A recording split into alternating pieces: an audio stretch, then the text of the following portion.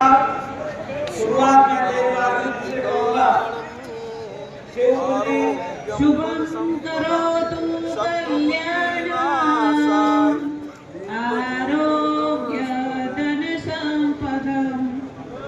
शत्रुबुद्धि विनाशाय ज्योतिर्नमोस्तुते दीपज्योतिर्प्रकाशः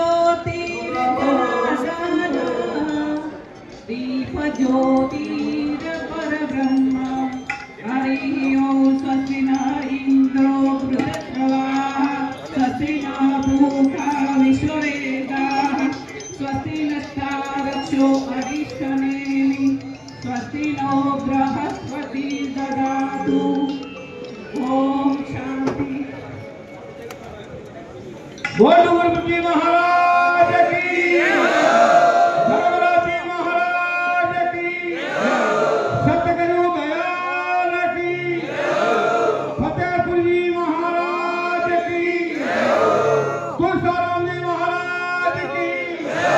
सर्व संत महात्माओं की महामंडेश्वर तिरुमला जी महाराज की परम पूज्य जगदीशपुर जी महाराज की